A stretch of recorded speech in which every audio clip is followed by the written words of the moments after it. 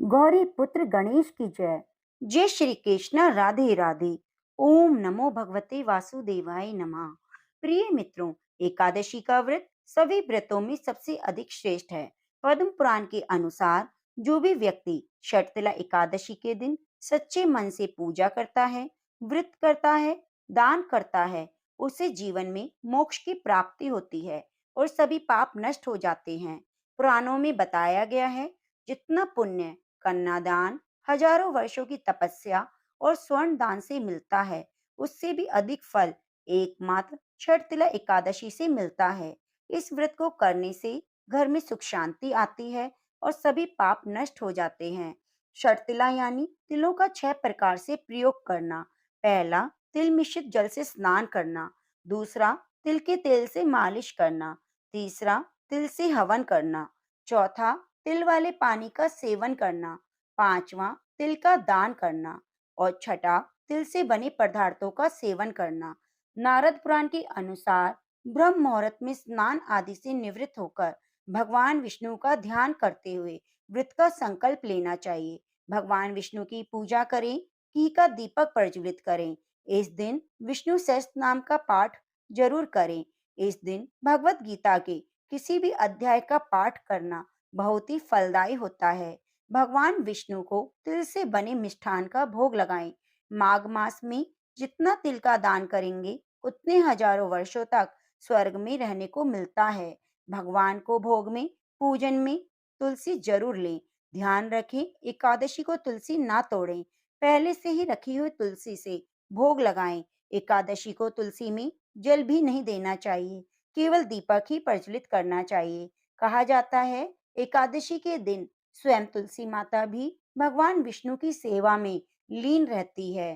प्रिय मित्रों, अब श्रवण करते हैं शर्तिला एकादशी की बहुत ही दुर्लभ और पवित्र कथा। क्योंकि कहा जाता है, कोई भी व्रत बिना कथा के अधूरा है। जब तक हम कथा का श्रवण नहीं करते, हमें पूरा फल उस व्रत का नहीं मिलता। भगवान विष्णु के चरणों का ध्यान करते हुए रसपान करते हैं। शर्तिला एकादशी की व्रत कथा। कथा शुरू करने से पहले आप वीडियो को लाइक जरूर कीजिए और कथा को पूरा अवश्य सुने। एक समय दालभय ऋषि ने पुलस्त्य ऋषि से पूछा, हे महाराज, पृथ्वी लोक में मनुष्य ब्रह्म हत्यादि महान पाप करते हैं। पराये धन की चोरी और दूसरे की उन्नति देखकर ईर्ष्या करते हैं। साथ ही अनेक प्रकार के व्यसनों में फंसे रहते हैं, फिर भी उनको नरक प्राप्त नहीं होता। इसका क्या कारण है? वे न जाने कौन सा दान पुण्य करते हैं जिससे उनके पाप नष्ट हो जाते हैं। ये सब आप बताइए। पुलस्त्य मुनि कहने लगे, हे महाभाग, आपने मुझसे अत्यंत गंभीर प्रश्न पूछा है। इससे संसार के जीवों का अत्यंत भला होगा। इस भेद को ब्रह्मा, विष्णु, रुद्र और इंद्र भी नहीं जानते, परंतु मैं आपको यह गुप्त तत्व अवश्य बताऊंगा। उन्होंने कहा, माघ मास लगते ही मनुष्य को स्नान आदि करके शुद्ध रहना चाहिए। इंद्रियों को वश में करके काम, क्रोध, लोभ, मोह, अहंकार, ईर्ष्या और द्वेष त्याग कर भगवान का शमन करना चाहिए। पुष्य नक्षत्र में गोबर, कपास, तिल मिलाकर उनके कंडे बनाने चाहिए। उन कंडों से 108 बार हवन करना चाहिए। उस दिन मूल नक्षत्र हो, एकादशी तिथि हो, तो अच्छे पुण्य देने वाले नियमों को ग्रहण करना चाहिए। स्नान आदि क्रिया से निवृत्त होकर सब देवताओं के देव श्री भगवान का पूजन करें। एकादशी व्रत धारण करें। रात्रि को जागरण करें। उसके दूसरे दिन धूप, दीप, नैवेद्य आदि से भगवान का पूजन करके खिचड़ी का भोग लगाएं। उसके बाद पेठा, नारियल, सीताफल, ये सुपारी का अर्घ देकर स्तुति करनी चाहिए। हे भगवान, आप दीनों को शरण देने वाले हैं। इस संसार सागर में फंसे हुए का उद्धार करने वाले हैं। हे नारायण, हे विश्वभावन, हे सुब्रह्मण्य, हे पूर्वज, हे जगतपते, आप लक्ष्मी जी सहित इस तुच्छ अर्घ को ग्रहण करें।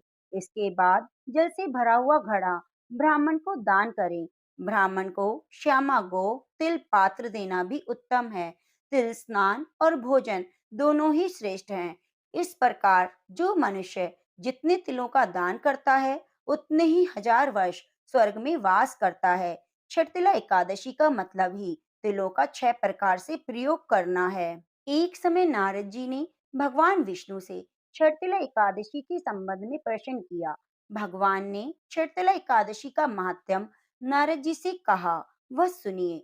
भगवान ने नारद जी से कहा, हे नारद, मैं तुमसे सत्य घटना कहता हूँ, ध्यान पूर्वक सुनो। प्राचीन काल में मृत्यु लोक में एक ब्राह्मणी रहती थी। वह सदैव व्रत क्या करती। एक समय वह 1 मास तक व्रत करती रही। इससे उसका शरीर बहुत ही दुर्बल हो गया। वह बुद्धिमान थी, तथापि उसने कभी भी देवताओं और ब्राह्मणों के निमित्त अन्न और धन का दान नहीं किया। इससे मैंने सोचा कि ब्राह्मणी ने व्रत आदि करके अपना शरीर तो शुद्ध कर लिया है, अब इसे विष्णु लोक तो मिल जाएगा, परंतु इसने कभी भी अन्न का दान नहीं किया, इससे इसकी तृप्ति नहीं होगी। भगवान ने आगे कहा, ऐसा सोचकर मैं भिखारी के वेश में मृत्यु लोक में उस ब्राह्मणी के पास गया, उससे भिक्षा मांगी। वे ब्राह्मणी बोली, महाराज, किस लिए आए हो। मैंने कहा, मुझे भिक्षा चाहिए। इस पर उसने एक मिट्टी का ढेला मेरे भिक्षा पात्र में डाल दिया। मैं उसे लेकर स्वर्ग में लौट आया। कुछ समय बाद वह ब्राह्मणी शरीर त्याग कर स्वर्ग में आई। उस ब्राह्मणी को मिट्टी का दान करने से स्वर्ग में सुंदर महल मिला, परंतु उसने अपने घर को अन्न आदि सब सामग्रियों से शून्य पाया।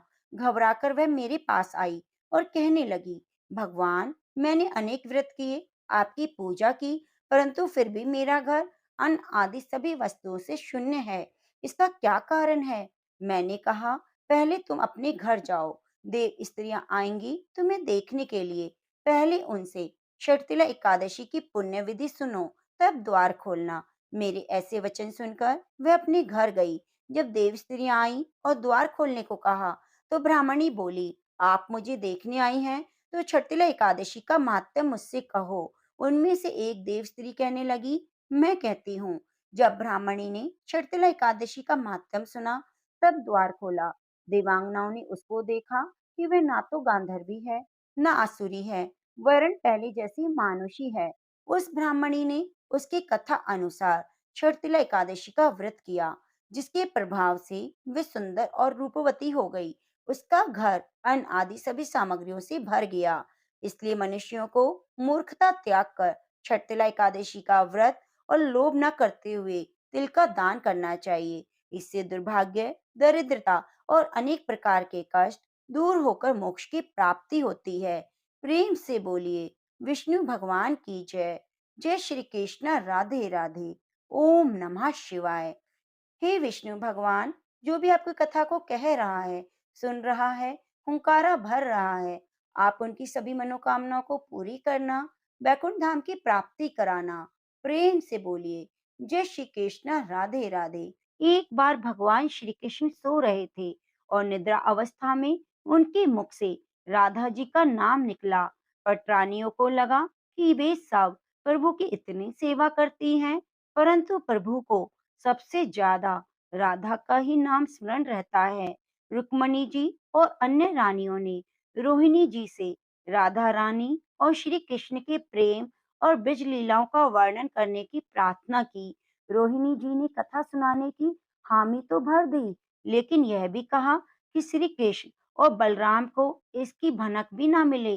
तय हुआ कि सभी रानियों को रोहिणी जी एक गुप्त स्थान पर कथा सुनाएंगी, वहाँ कोई और नहीं आएगा। इसके लिए सुभद्रा जी को पहरा देने के लिए मना लिया गया। सुभद्रा जी को आदेश हुआ कि स्वयं श्री कृष्ण या बलराम भी आए तो अंदर अंदर न आने दें।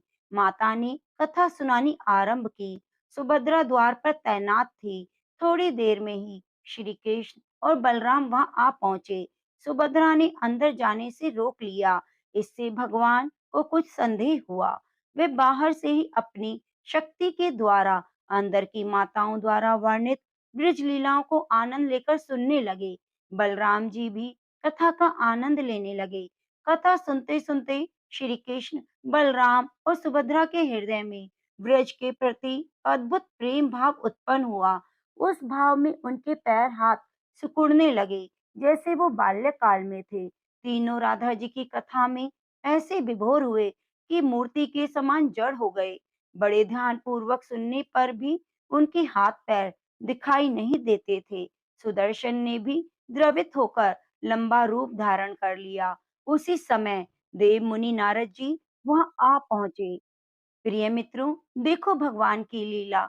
देव मुनि नारद भी उनके इस रूप को देखकर आश्चर्यचकित हो गए और निहारते ही रह गए।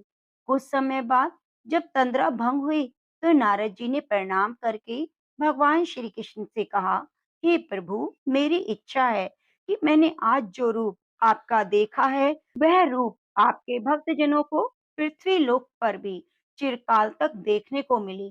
आप इसी रूप में पृथ्वी पर वास कीजिए। भगवान श्री कृष्ण नारद जी की बात से बहुत खुश हुए। उन्होंने कहा, ऐसा ही होगा। कल काल में मैं इसी रूप में नीलांचन क्षेत्र में अपना रूप प्रकट करूंगा। कलयुग आगमन के उपरांत प्रभु की प्रेरणा से मालवराज इंद्रदुमन ने भगवान श्री कृष्ण, बलभद्र और बहन सुभद्रा जी की ऐसी ही प्रतिमा जगन्नाथ मंदिर में स्थापित कराई। प्रिय मित्रों, राजा इंद्रदमुन श्रेष्ठ प्रजा पालक राजा थे। प्रजा उन्हें बहुत प्रेम करती। प्रजा सुखी और संतुष्ट थी। राजा के मन में इच्छा थी कि वह कुछ ऐसा करे जिससे सभी उसे याद रखें। देवयोग से इंद्रदमुन के मन में एक अज्ञात कामना प्रकट हुई कि वे ऐसा मंदिर बनवाएंगे जैसा दुनिया में कहीं और ना हो। इंद्रदमुन विचारने लगे कि आखिर उनके मंदिर में किस देवता की मूर्ति स्थापित करें। राजा के मन में यह इच्छा चिंतन करने लगी। एक रात इसी गंभीर चिंतन करते हुए वे सो गए। नींद में राजा ने एक सपना देखा। सपने में उन्हें देववाणी सुनाई दी। इंद्रदमुन ने सुना, राजा, तुम पहले नए मंदिर का निर्माण आरंभ करो। मूर्ति विग्रह की चिंता छोड़ दो। उचित समय आने पर तुम्हें स्वयं राह दिखाई देगी। तो राजा नींद से जाग उठे। सुबह होते ही उन्होंने अपने मंत्रियों को सपने की बात बताई। प्रिय मित्रों, राजा पुरोहित के सुझाव पर शुभ मुहूर्त पर पूर्वी समुद्र तट पर एक विशाल मंदिर के निर्माण का निश्चय हुआ। वैदिक मत उच्चार के साथ मंदिर निर्माण का श्री गणेश हुआ। राजा इंद्रदमुन ने मंदिर बनवाने की सूचना शिल्पियों और कारीगरों को दी। सभी इसमें योगदान देने पहुंच गए। अब क्या होता है, दिन रात मंदिर के निर्माण में सभी जुट गए। कुछ ही वर्षों में मंदिर तो बनकर तैयार हो गया। सागर तट पर एक विशाल मंदिर का निर्माण हो गया, परंतु मंदिर के भीतर भगवान की मूर्ति की समस्या वैसे की ही वैसी बनी रही। राजा फिर से सोचने लगे। एक दिन मंदिर के गर्भगृह में बैठकर इसी चिंतन में राजा की आंखों से आंसू निकल आए। राजा ने भगवान से विनती की, प्रभु, आपके किस स्वरूप को इस मंदिर में स्थापित करूं? इसकी चिंता से मैं बहुत दुखी हूँ। आप मार्ग दिखाइए। राजा की आंखों से आंसू झरने लगे और वे प्रभु से प्रार्थना करते जा रहे थे, प्रभु, आपके आशीर्वाद से मेरा बड़ा सम्मान है। प्रजा समझेगी कि मैं झूठ मूठी स्वप्न में आपके आदेश की बात कहकर इतना बड़ा मेहनत करवाया। हे प्रभु, मार्ग दिखाइए। राजा दुखी मन से अपने महल से चले गए। उस रात को राजा ने फिर एक सपना देखा। सपने में देववाणी हुई, राजन, यह निकट में ही भगवान श्री कृष्ण का विग्रह है। तुम उसे खोजो, तुम्हें दर्शन मिलेंगे। इंद्रदुम्न ने स्वप्न की बात पुनः पुरोहित को और मंत्रियों को बताई। फिर सभी इसी निष्कर्ष पर पहुंचे कि प्रभु की कृपा सहज नहीं मिलेगी। उनके लिए हमें निर्मल मन से परिश्रम आरंभ करना पड़ेगा। भगवान के विग्रह का पता लगाने की जिम्मेदारी राजा इंद्रदुम्न ने 4 विद्वान पंडितों को सौंपी। प्रभु इच्छा से प्रेरित होकर चारों विद्वान चारों दिशाओं में निकले। उन चारों में एक विद्वान था, विद्यापति। वे सबसे उम्र में कम थे। प्रभु के विग्रह की खोज के दौरान उनके साथ बहुत सारी अलौकिक घटनाएं हुई। पंडित विद्यापति पूर्व दिशा की ओर चले, आगे उत्तर की ओर मुड़े। उन्हें एक जंगल दिखाई दिया। वे बहुत ही भयंकर था। विद्यापति श्री कृष्ण के उपासक थे। उन्होंने श्री कृष्ण का स्मरण किया और राह दिखाने की प्रार्थना की। भगवान श्री कृष्ण की प्रेरणा से उन्हें राह दिखने लगी। प्रभु का नाम लेते वे वन में चले जा रहे थे। जंगल के मध्य उन्हें एक पर्वत दिखाई दिया। पर्वत के वृक्षों से संगीत की ध्वनि सा सुरम्य गीत सुनाई पड़ रहा था। विद्यापति संगीत के जानकार थे। उन्हें वहां मृदंग, बंसी, करताल की मिश्रित ध्वनि सुनाई देने लगी।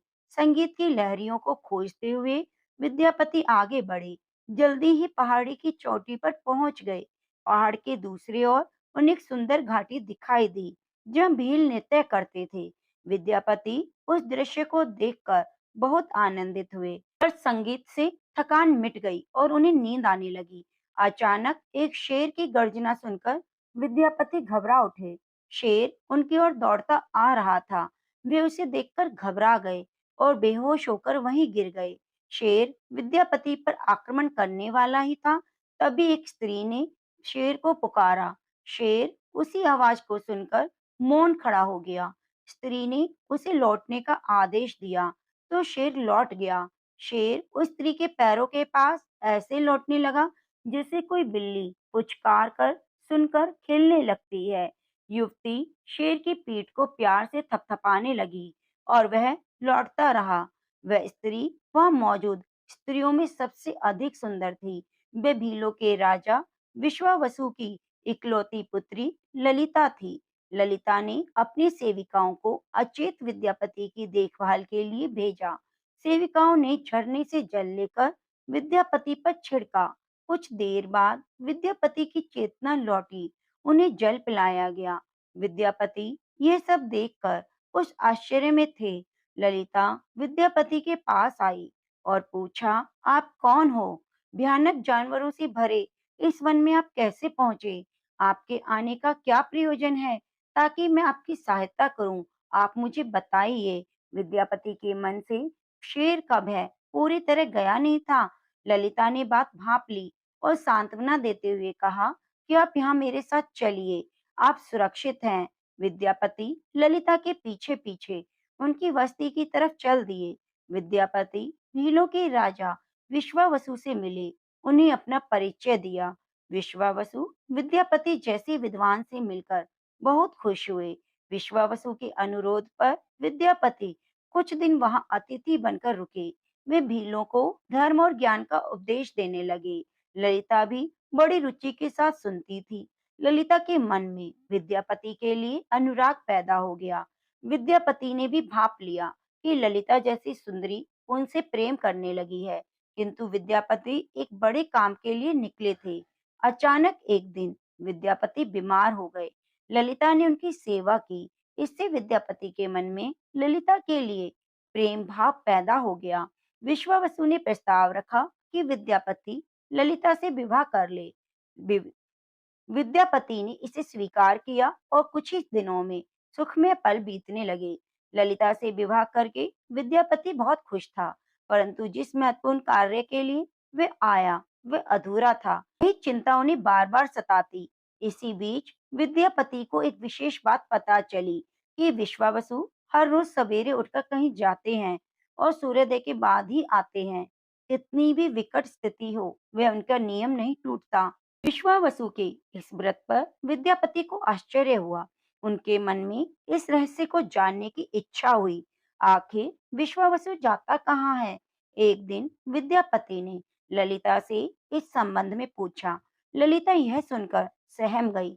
विद्यापति ने ललिता से उसके पिता द्वारा प्रत्येक सुबह किसी अज्ञात स्थान पर जाने और सूर्योदय से पूर्व लौटने आने का रहस्य पूछा। ललिता के सामने धर्म संकट आ गया कि वे पति की बात को ठुकरा नहीं सकती, लेकिन जो पति पूछ रहे हैं वे उनके वंश की गोपनीय परंपरा है, जिसे खोलना संभव नहीं।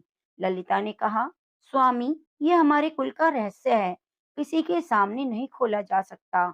परंतु आप मेरे पति हैं और मैं आपको अपने कुल का पुरुष मानती हूँ।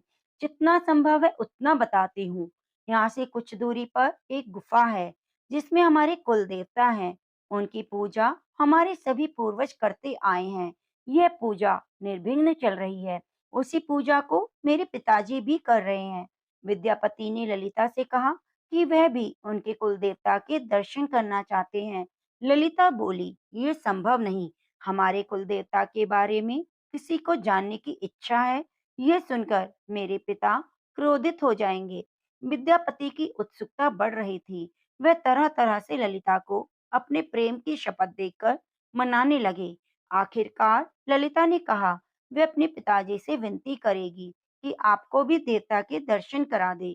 ललिता ने पिता से सारी बात कही। तो वे बहुत क्रोधित हुए। ललिता ने जब ये कहा, मैं आपकी अकेली संतान हूँ, आपके बाद देवता की पूजा का दायित्व मेरा होगा, इसलिए मेरे पति का अधिकार बनता है, क्योंकि आगे उन्हें ही पूजन करना है। विश्वावसु इस तर्क के आगे झुक गए और बोले, गुफा के दर्शन किसी को तभी कराए जा सकते हैं जब वह भगवान की पूजा का दायित्व अपने हाथ में ले। विद्यापति ने यह स्वीकार किया। विद्यापति की आंखों पर पट्टी बांधकर विश्वावसु उनका दाहिना हाथ पकड़कर गुफा की तरफ निकले।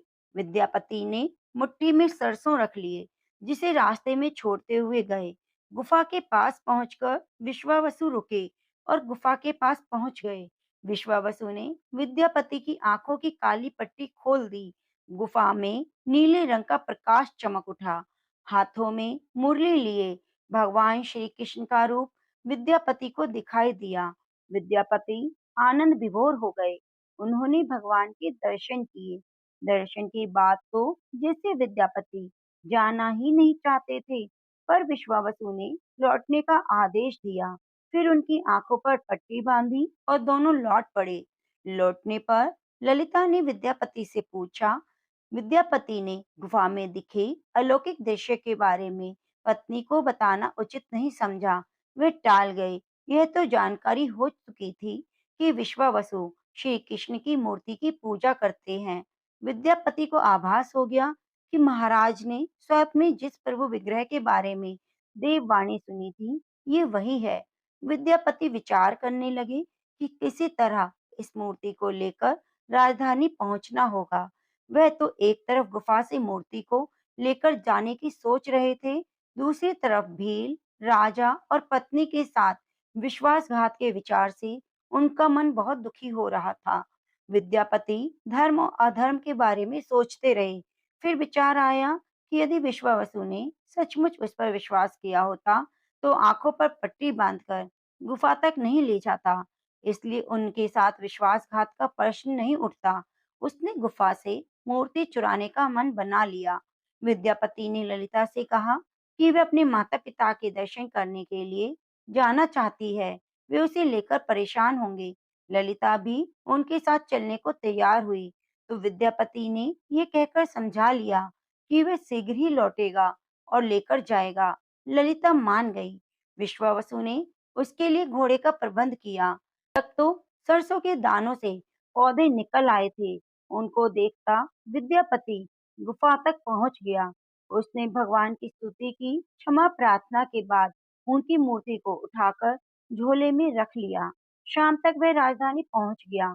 सीधा राजा के पास गया, दिव्य प्रतिमा राजा को सौंप दी और पूरी कहानी सुनाई। राजा ने बताया कि उसने कल एक सपना देखा कि सुबह सागर में एक कुंदा बहकर आएगा। उस कुंदे की नक्काशी करवाकर भगवान की मूर्ति बनवा लेना, जिसका अंश तुम्हें प्राप्त होने वाला है। वह भगवान श्री विष्णु का रूप है। तुम जिस मूर्ति को लाए हो, वह भी भगवान विष्णु का अंश है। दोनों आश्वस्त थे कि उनकी तलाश पूरी हो गई। राजा ने कहा, जब भगवान द्वारा भेजी लकड़ी से हम इस प्रतिमा का बड़ा स्वरूप बनवा लेंगे, तो तुम उन्हें यह मूर्ति वापस कर देना। उनके कुल देवता का इतना बड़ा विग्रह एक भव्य मंदिर में स्थापित देखकर उन्हें खुशी होगी।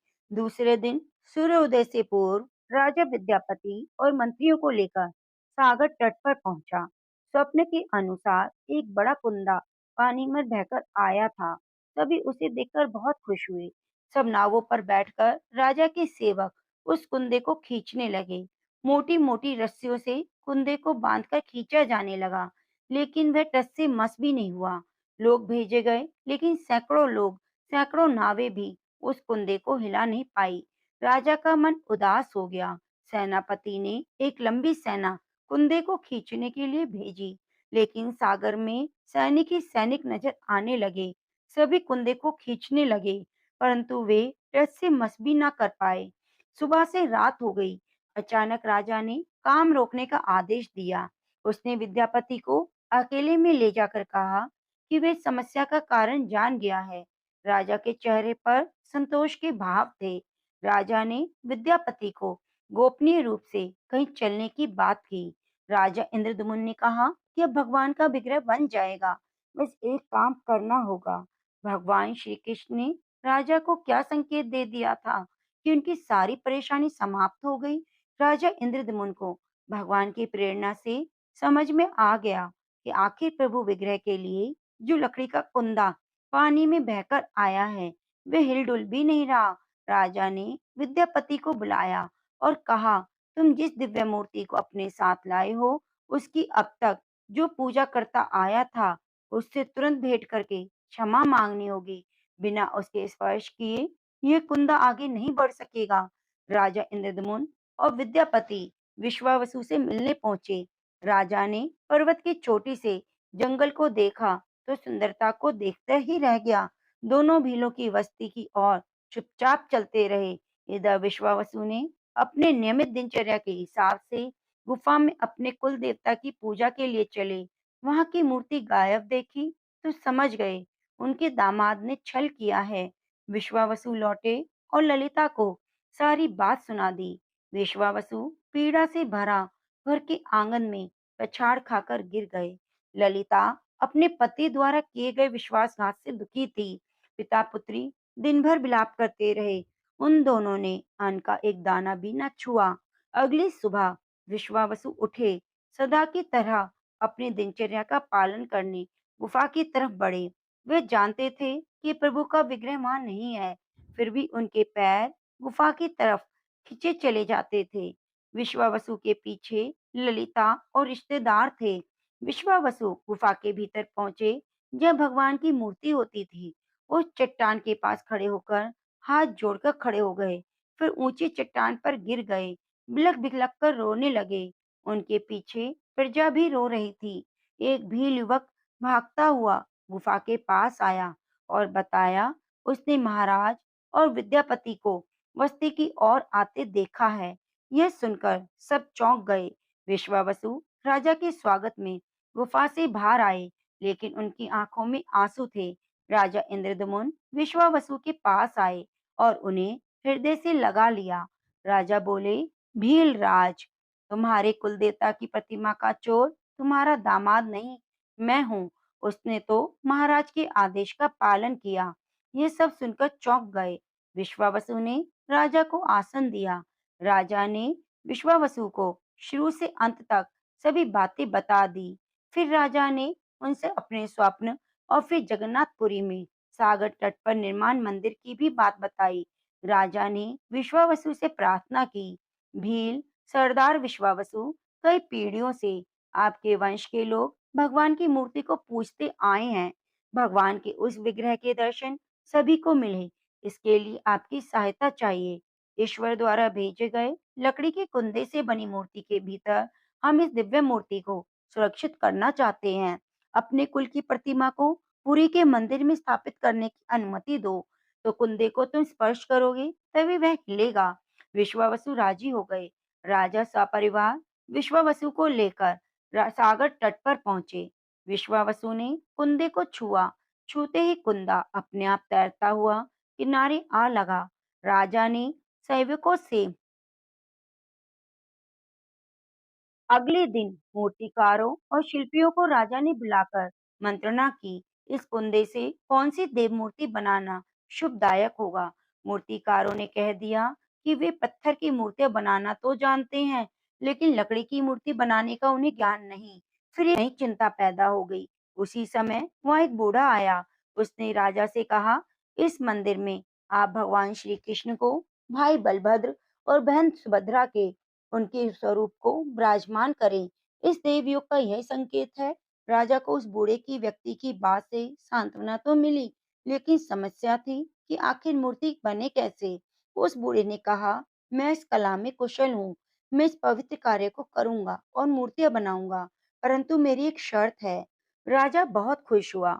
उनकी शर्त पूछी। बूढ़े शिल्पी ने कहा, मैं भगवान की मूर्ति निर्माण का काम एकांत में करूंगा, बंद कमरे में करूंगा।